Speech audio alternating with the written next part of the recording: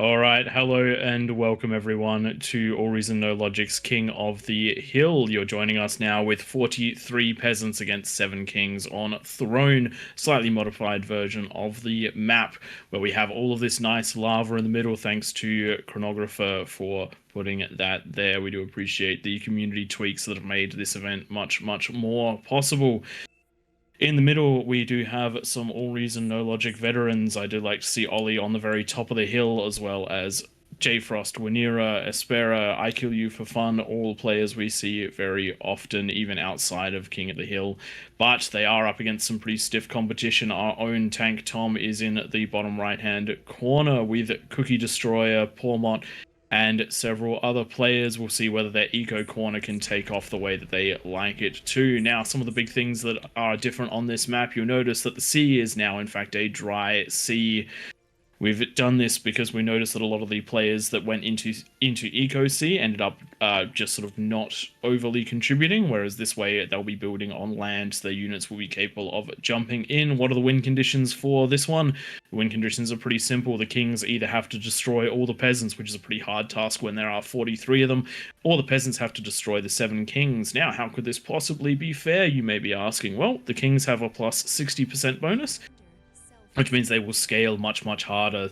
That means that they get 60% more from the mexes, they get 60% more from the energy producers, and they get 60% more from conversions, so their scale should be exponential. They're also in a pretty good position at the top of the hill, where they've got 3 easily defendable ramps and plenty of space to push out. Beware of the spiders though, because this is where the peasants can really kick into gear. The peasants have the APM of 43 players compared to that of just 7, and the attack angles of infinity, which is exactly what we're hoping to see. A nice mix of climbing over the wall, sieging up to the top, and breaking those fronts, though breaking the fronts will be quite the hard. Couple of little rules. We have made some tweaks to remove some of the more egregious artillery units. We do wish we could have them back in towards the end of the game, but at the beginning of the game, it can be absolutely devastating if a if a tremor starts shelling up to the top of the king. You know where they're going to be, and so there is no way to avoid that. But if you can get yourself up to a T3 Vanguard, shell away, my friends, shell away. We've also taken off air, and I do believe that's most of the tweaks.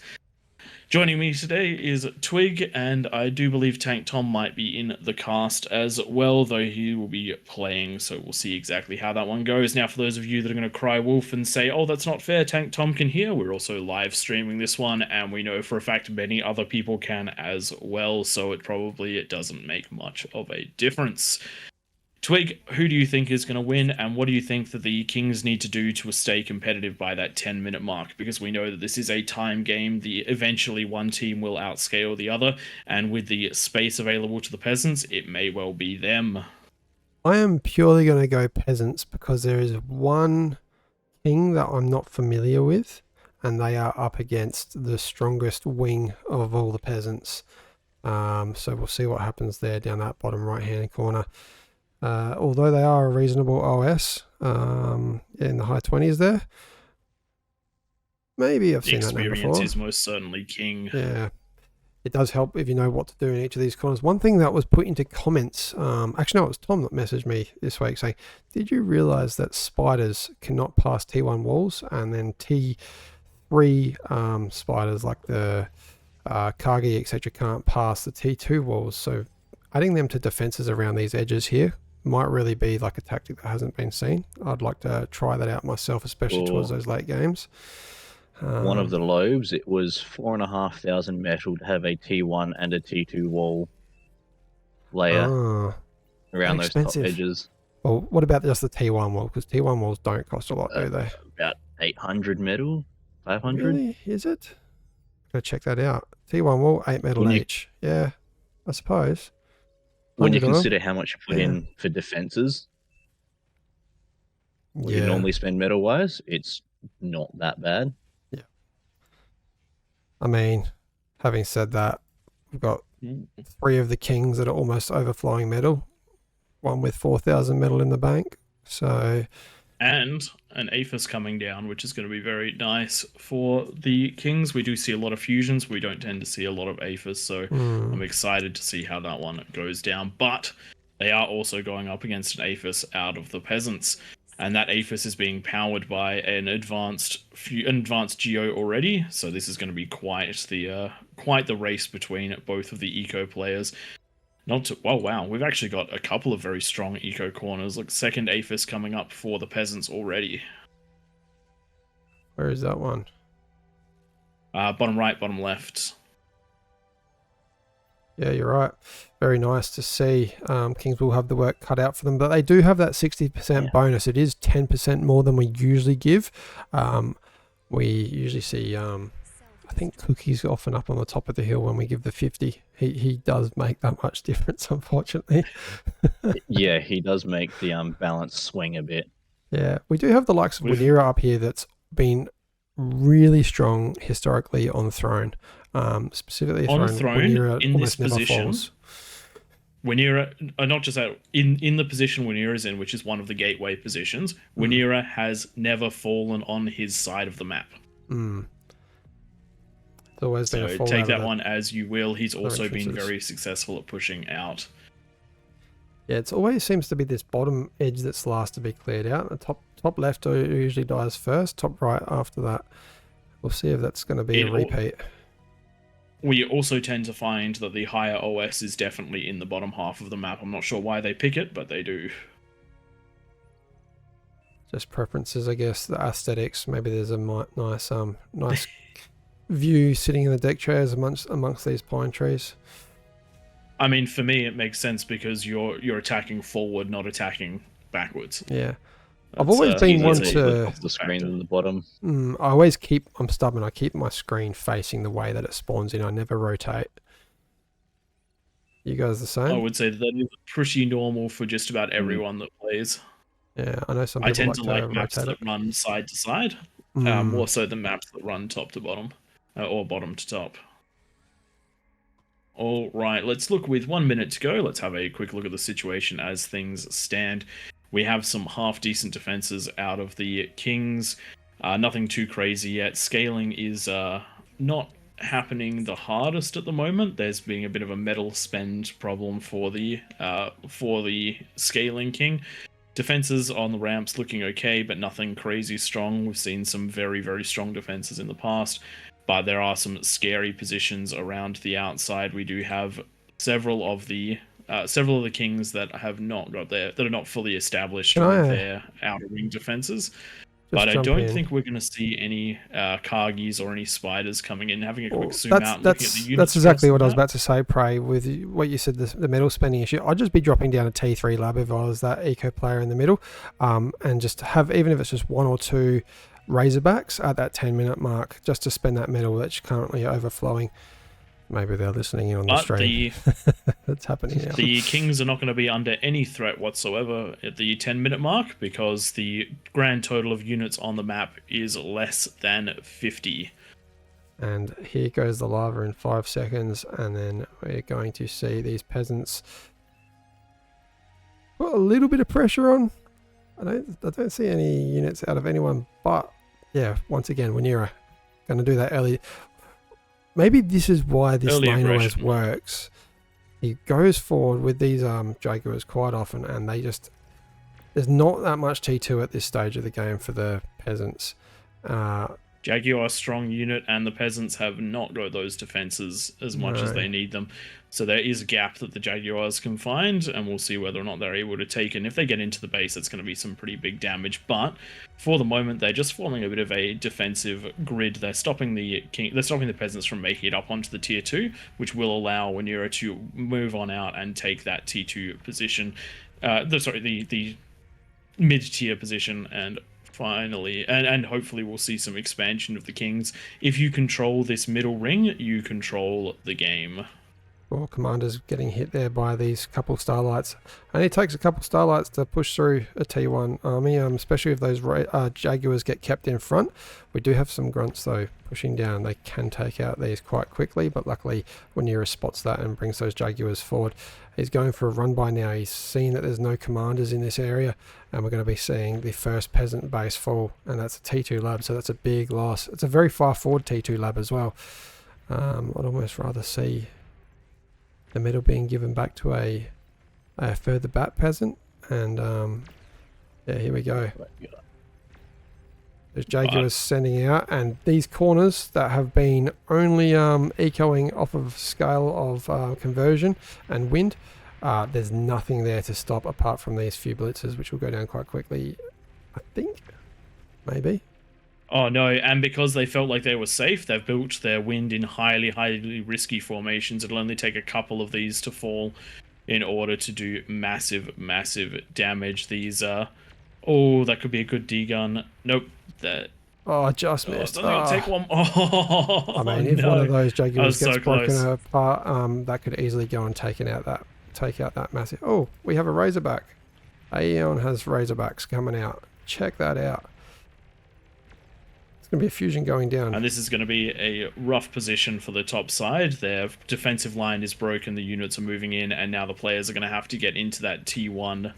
That T1 defense against T3 and mixed T2. But on the flip side, the bottom of the map is in trouble for the Kings.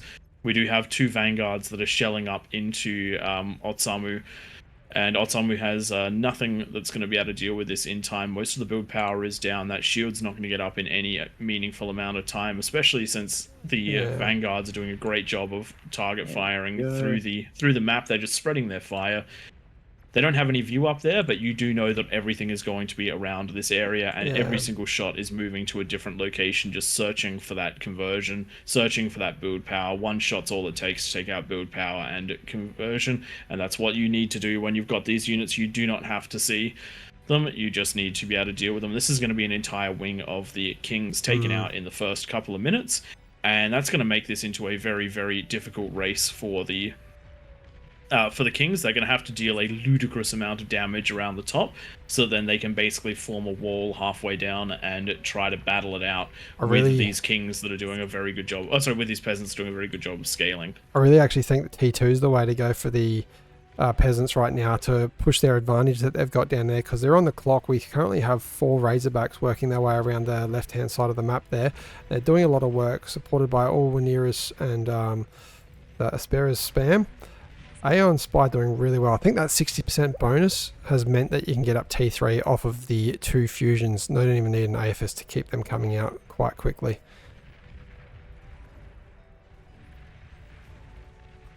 This is going to hurt. There's a lot of wind going down to these Razorbacks. No commanders can get there because the wind fields have blocked out that path of travel towards the Razorbacks.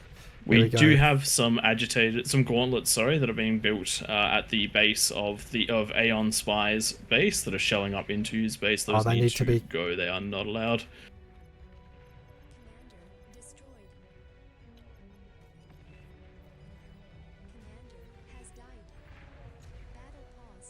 That is okay. We'll get Nakoda. There we go. Been destroyed. Been removed. Those are not okay because you cannot do anything about them, which is one of the rules. Essentially, if there's something that you have no recourse to deal with, it is not okay. We got any spiders coming out of any of these southern players here? I'd love to see something Speaking of supporting spiders, these Vanguards. Cookie's spiders are in pole position right now to do some serious damage. None of the other Kings have responded to this. Yeah, but the problem is without the T2, there are a couple pulses, and that is enough to take out these.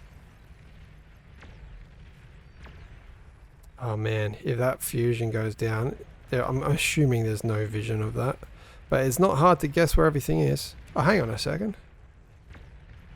There is vision of it. Just fire until things... Is vision of it. There has been vision gained for the Peasants. They do know where a lot of this stuff is. Yeah.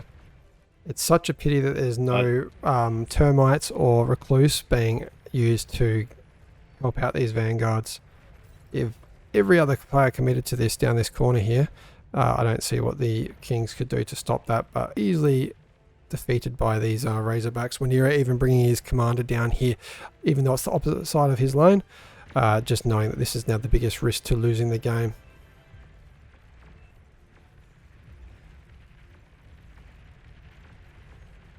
Total of 12 Razorbacks out for the Kings. It's really doing work. Tom, do you have a tactic? I can see shields, and I'm gonna see if we can bounce stuff. That's not a bad idea. Although I need to keep bits. But Sama has taken now a role of just microing units now that their base is gone, trying to assist where they can. These Razorbacks really have spread everywhere. Wenira, Aspera, for fun, all have assisted with working their way around the map in a what looks like clockwise direction now. So we've got a number of players here that need to get some units out in the back top right hand corner.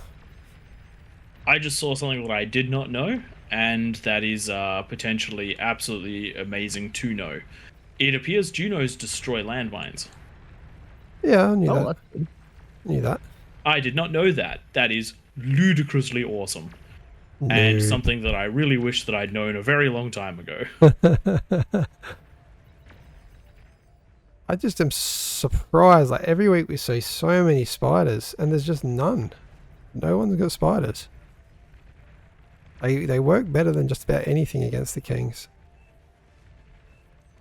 I think if this bottom side went into a large spider push, they could easily walk straight up and crush most of the Kings. There is not enough up here to be able to defend against that, not with all the units moving out. Yeah, I do think that maybe the time is passing though. The only thing I'm not seeing is good scaling out of the Kings. One player really scaling up their eco in a way. Everyone else just doing it quite slowly, but they need to keep the pressure on with the units, so I understand why.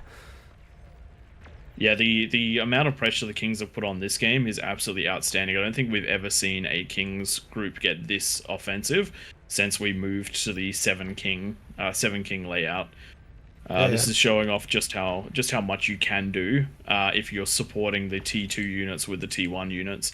There is not a crazy eco coming out of Aspera, but Aspera is making sure that all of Wenira's units just stay with vision and are just pumping the damage through. Just intel is one of the most valuable things in this game. Getting that vision makes the difference, and these starlights are just going to take out their space. There's nothing stopping them right now. That's fantastic plays. And one of the things that this early aggression is doing for the Kings, it's preventing a lot of the areas around the outside of the map from coming online. When the game starts, it very much so is the bottom ring versus the top ring. But as the game goes on, the Kings are basically on a ticking time limit because the dry sea players will get their fusion reactors online. They will get their advanced fusions online. And then they're going to be an absolute terror when they're supporting the players that you've already been fighting. But with this much damage done pre-20 minutes, I think this is the most damage done we've seen at pre-20 minutes by the Kings. Usually they manage to get maybe 1/4, but it does look like they're well and truly on their way to getting a half, which is an absolutely crazy achievement. Not to mention, even though the players at the bottom have had plenty of warning about the units coming down from the top half, just this mixture of Jaguars has managed to do a huge amount. Jaguars and Pulsars, sorry, have managed to do a huge amount just making their way down. And it does look like they might even be able to get the advanced Geo. Though I do think a couple of those shots are missing, and the units are going to catch up, so it's not quite going to happen. But still, a lot more damage than it should have been done. You really do want to cap these units in those choke points. And with the units starting to come down from the top half of the map, we're not seeing much of a response either from the right side. They're starting to get some units out, some res out, but there is nothing stopping the Kings from going around the outside in the dry sea and just crippling the bottom of the bottom outside of the map. And if that happens, then it's going to be very hard for the peasants to hold any ground. To the south entrance right now. Oh, nope, bad idea. Just a commander playing with danger. It had been spotted though and it's retreated. I thought we were about to see a comm bomb, but we are finally seeing that push that we've been waiting for. This could be death for the Kings if it's not reacted to. Look, it could be, but a very quick reaction out of Ollie with all those Razorbacks coming in. This is going to be a very limited time attack. And we will see just how effective it is. The Razorbacks are going to be very effective at cleaning this one up, especially with the artillery, especially with the additional artillery and the spam units coming in. As you were saying, as good as the spider attack would have been a few minutes ago, I do think that unfortunately the window of opportunity did in fact pass, which is very unfortunate for the peasants because they do have this great spot to push in, but unfortunately they're just going to start ceding ground. Thankfully, there is a bit of a pushback on the left-hand side. Shivas and demons managing to push their way in with some spam, and they're going to start trying to reclaim some ground. One of the things you can't let the kings do is start not focusing on their side of the ramps. If all the kings pressure down in one direction, you have you're going to have a very hard time as the peasants. But if you can keep them having to defend all three ramps, that is one of the ways to win at this one. We have said it before, and we will continue to say it, the team that gets aggressive first tends to do very well, and in this case, it was not really the peasants. They did let the entire top half of the map dangle. This is a lot of pawns with pushing only south. A small attack on the bottom half of the map. A very effective small attack, but a small attack nonetheless. Pawns working towards all these beamers, but the beamers and the pop-up dragon's claws are what stops them in their path. Putting quite a bit of pressure. No, it's not what's stopping them in their path. It's corpses. It's corpses, Twig. Corpses are stopping all of them in their paths. Oh dear. That is one of the things that can happen. You can have so much destruction that it becomes hard to push in full stop. Now, just noting, there's some Shivas that are attacking from the left side. They've just discovered how defended these entrances in. Entrance is the worst. Fire your missiles up into the high ground. Shivas can do that, and they function a lot like arbiters. Just pressing, while you're moving, you can just press the S key if you're on grid keys, and then just attack the ground, like I'm doing the recording now. Obviously, I can't do it while spectating, but that's all it takes. They'll keep walking on their path. That Geo just went down to spam, so the Starlight's not doing the job, but the littlest unit in the game getting it done, which we've seen all too many times. Eco is now pretty much neck and neck with almost half of the peasants taken out. We are down to only 18 comms for the peasants, down from 40 something, so more than half. I do like the use of these cut-up bolts out of Cookie Destroyer. They're probably going to be what can break the line, but unfortunately this is easily the most defended entrance out of all of the entrances to go for. I don't see that breaking anytime soon. It looks like when I play that position. Yeah, four pulses beam, up. Pulsars. The only thing it's missing is rattlesnakes.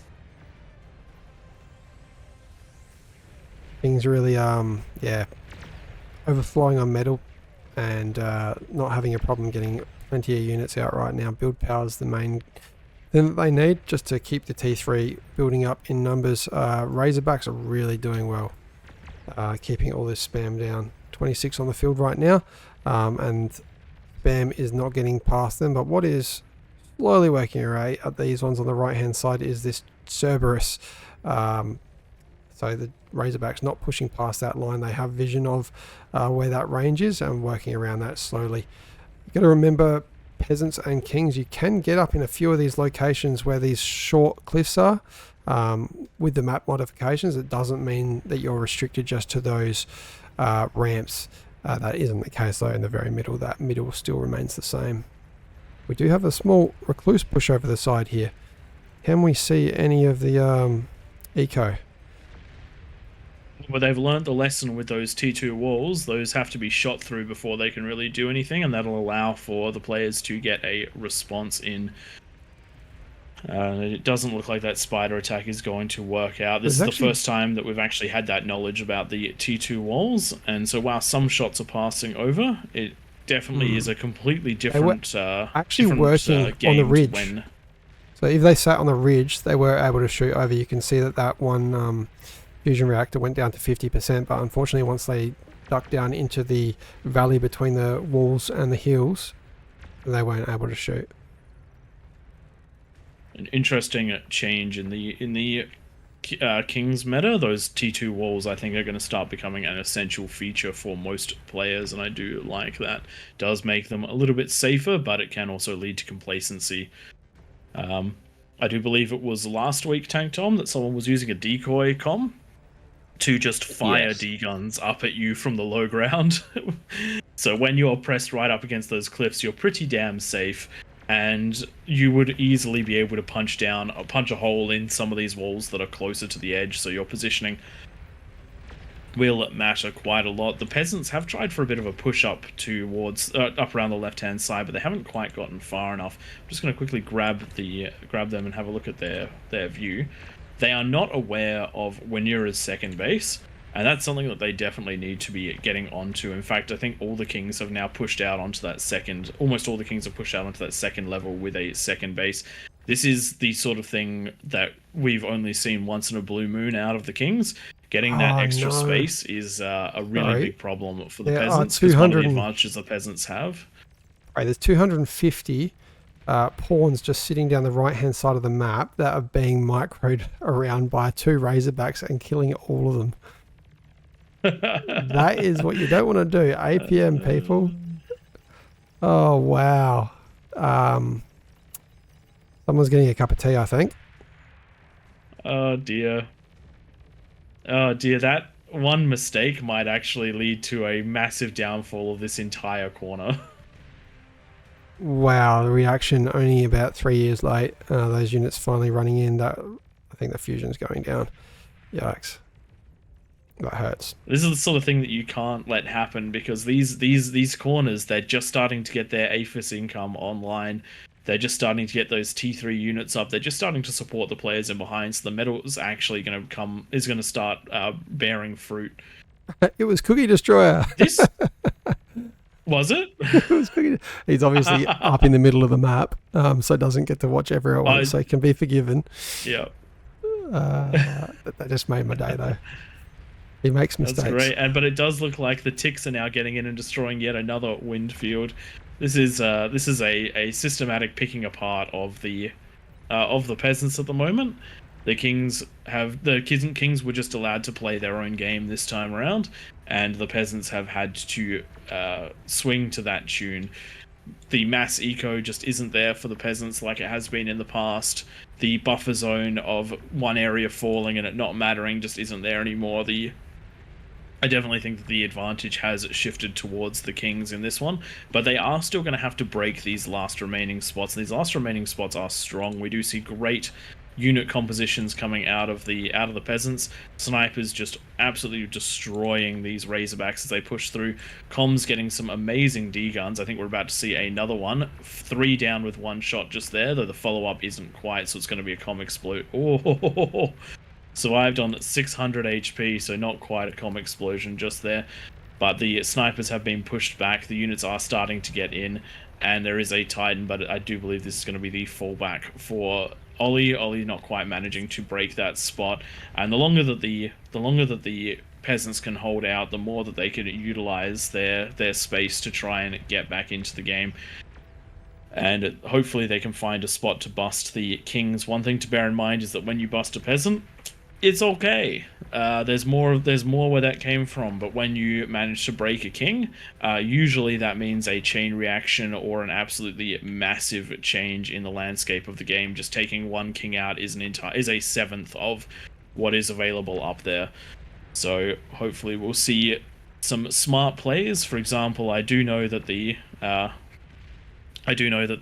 left-hand super eco corner has had the ability to mass produce catapults and start getting some damage up, but they are only just starting to, actually that's still Cookie Destroyer, still starting to use them. These are units that you need to utilize to do the damage to the high ground. If you control that lower plane, you have to be getting damage not onto armies, but onto eco and production. You've got to be stopping the spam, you've got to be stopping the T3, you've got to be stopping the eco rush. But as things stand at the moment, the kings are in a really good position because they don't just control that top. Even if you do take out the top, there is a fallback, and this is going to turn into quite a long one. I think it's at the stage of the game where peasants, I mean, once we get some stable lines, they need to go into the likes of the Jugs and the Behees and the Titans to be able to break these lines, because we've got pulses up everywhere now, and we're not going to be able to simply see some long-range pushes. Too much spam. Way too much spam. We'll just bury them under spam. Tank Tom, what is your comm doing there?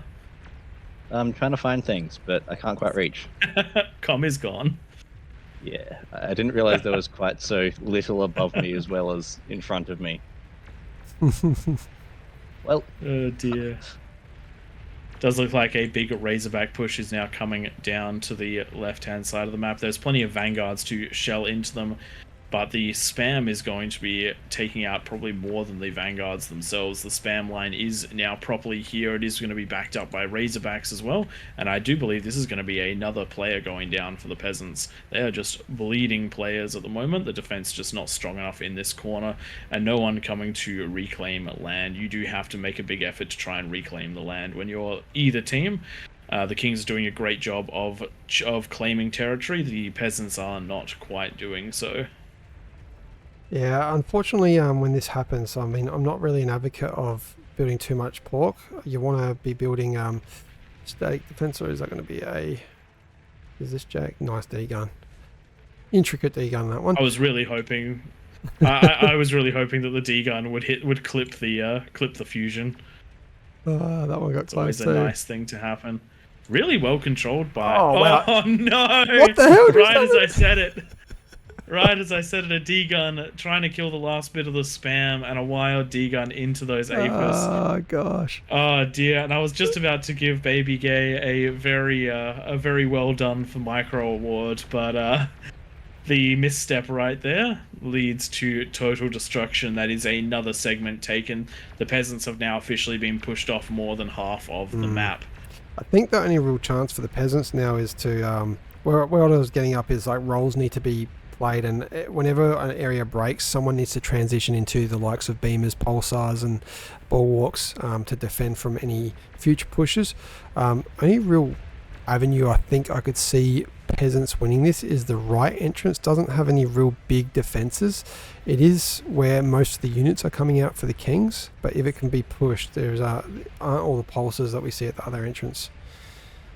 I mean, speaking of being pushed, the Peasants now are getting sieged from the low ground.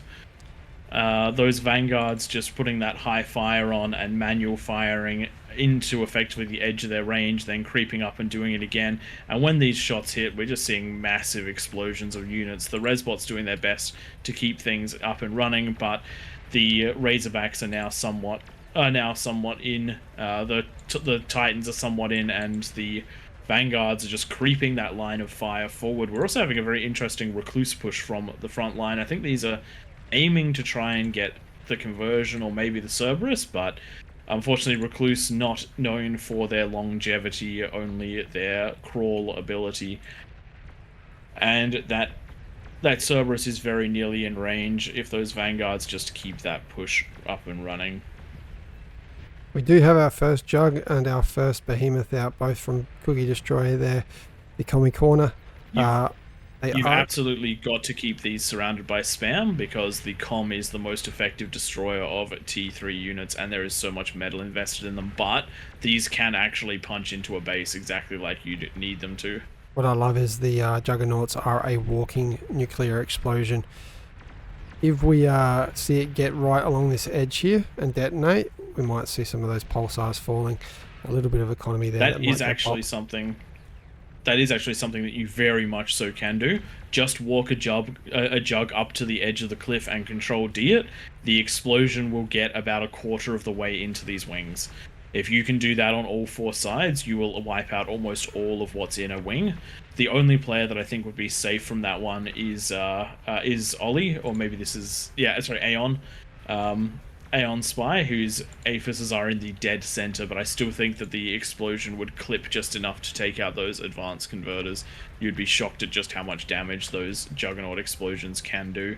But it does look like we have Wanira getting into position to try and take these ones out. It's going to be a big risk. It only takes one shot from the Behemoth to take out the Com, so if they don't get the Behemoth first, that could be a big problem. But we are seeing a big response out of Jfrost, who actually has the power generation to fire these 61 snipers as they come in to try to stop this. But even with 61 snipers firing, they're not going to be hitting the behemoth every time because there is spam, and it is still walking forward. It's only just ticked down below 50%, which is crazy, and the comm was caught by an explosion. Oh, sorry, by a shot from that behemoth. Do believe it might have been it targeting spam. Nope, that is most certainly being fired by, most certainly being fired manually, so, oof. Unfortunately, though, that is as far as those two are going to get. And while this has been going on, the continuous Vanguard siege and Titan push from the top half of the map has been making its way down. I think this might be a force that is a little bit too much to deal with. There is a Behe going to try and get in the way, but all those Titans have to do is not be where the Behe is, and they will continue to launch their way down into the ecos, and as they take each one out, the gap between the Kings and the Peasants will increase further and further. Not looking good for the Peasants right now. We did see a misclick down here. Cookie didn't have repeat on the lab, and nothing being built while those two units were being microed. But I don't think it's gonna matter. Yeah, the Titans right at the eco the center. Titans have done what they need to do, which is ignore the Behe, and they have found something very juicy. That is the biggest economy in the Peasants down in the drain. That one just dropped the Kings from about 3,000 to about 2,400. Not to mention the Razorbacks, where the Jug and the Behe fell, are now pushing through as well. So I do think that the Kings have managed to find the winning combination on this one. And 3 guesses what it was, Twig. What was the thing which was different about this one to other games on Throne? Oh, that 60% bonus. Nope, we've done 75% before on here. It was aggression. It was aggression. It was aggression. The Kings got aggressive and the Peasants did not. And so the entire half of the map fell for the Peasants by the time that they really got their act together. I mean, when the first base for the Kings fell, the only base that fell for the Kings went down. If there was any T2 spiders to push that lane, there was nothing up there. Nothing up there to stop those spiders walking in. So, very basic unit that we see used commonly in this game type. Smalls Commander just go on pop. Unfortunately, we're going to see another Eco Center go down shortly. But yeah, if you're not supporting your big units with your small units, they're going to have a lot harder time to get through. Pretty explosions. Very nicely done. The Kings really are really showing off what you need to do to be successful on this map. And you just cannot allow, and if you're the Peasants team, you just cannot allow the Kings to lie flat. They will scale harder than you, and they can do those big strong T2 pushes at 10 minutes. However, all it takes is a little bit of defense, pushing units up into the middle of the map, the middle ring of the map, and having comms near the entrances to help to assist with those defenses. That is all that's needed to absolutely shut the Kings down. If you micro all of your units correctly. Because the Kings really do only have so much that they can produce, and the longer that they're producing units, the less time they're scaling their eco. The less time they're scaling the eco, the more time the players that don't have to defend are scaling at theirs. But if you're all going to be on the offensive at the... if you're going to be just ecoing at 10 minutes, the Kings will have a pretty easy path to push through.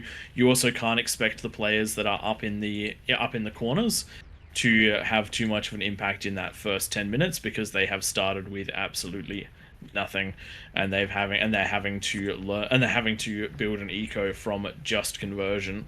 So you really do have to make sure that you don't fall to give them a chance to get into the game. These Vanguards on the right hand side finally have vision of the advanced fusions. Actually, there is a Titan there too, so that is going to go pop, and that's leaving 3 Aphises down the bottom right. We've got a few more coming. So we've got a few more existing on the bottom left for the Peasants. Just having a look on the left-hand side with Espera's base. These 2 catapults I've done so much damage. This is what that's what we're talking about. Is unit choice, just making sure the right things being used to do damage. Things that shoot over these hills will do damage. Yep, and that's the sort of thing you have to concentrate on. You have to make sure that you are doing the damage where it needs to be done. It's all well and good to have really good damage numbers, but if you never touch the king's bases, it's not so good. It's not so good. Only the 2 commanders left now for the peasants. One of them coming into position. Rob the madman trying to snipe some of these titans. I reckon he might get 1, 2, or 3 of them. Well, they are nice and clumped up for him. Oh no, he's been seen. Oh. A little bit of a miss micro just there, and it does look like naked spiral in the bottom left-hand corner is the last one to go. It does look like they are running into the furthest left corner, trying to keep the game running as long as possible. But I do think these Titans, if they beeline it there, will be able to get it done. Oh. It does look like we've had a Nightmare Nuke that's just attempted to do a thing. We do want to see this one wrap up, so hopefully these Titans push over to the look, left. There's a rolling ball next to the comm, or is that many rolling balls? Epic tumbleweed. There it goes. Nice. That's what we like to see. When it's over, we like to see those big explosions.